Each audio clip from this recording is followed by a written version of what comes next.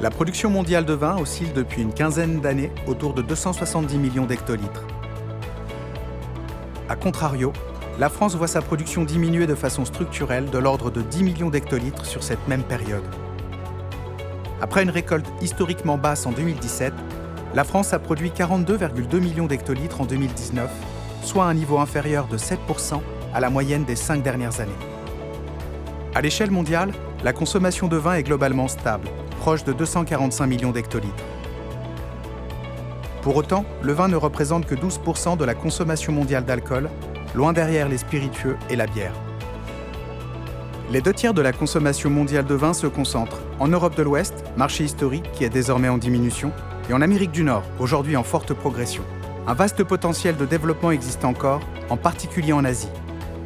Encore faut-il disposer des outils de production nécessaires.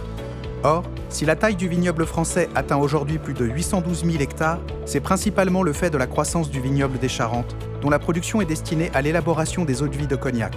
Les surfaces destinées au vin sont quant à elles plutôt en recul. Si la filière regroupe plus de 87 000 exploitations viticoles et génère 250 000 emplois directs, elle présente une fragilité démographique. En effet, 6 viticulteurs sur 10 ont plus de 50 ans, dont les 2/3 se déclarent sans successeur. La filière compte également 700 maisons de négoce, principalement des TPE et des PME, qui emploient environ 40 000 salariés.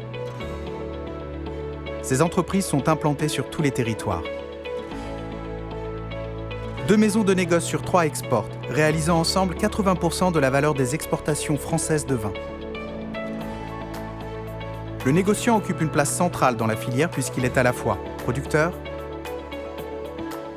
il est acheteur, chaque année d'environ 30 millions d'hectolitres auprès des viticulteurs.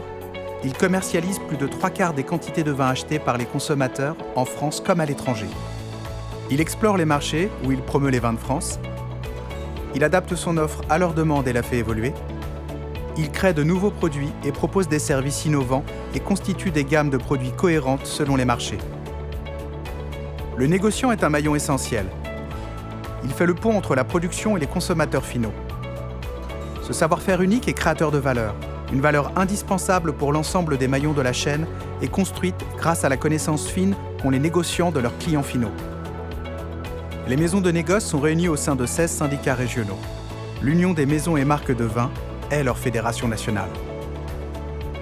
Les maisons de la vallée du Rhône, ce sont 90% de PME, dont plus de 65% sont certifiées bio, 99% des entreprises qui exportent dans plus de 200 pays, 50% de la commercialisation des AOP de la vallée du Rhône. Les maisons de la vallée du Rhône sont implantées au cœur des vignobles qu'elles vinifient, connectées avec leur environnement et engagées dans des relations durables. Elles sont créatrices de valeurs collectives.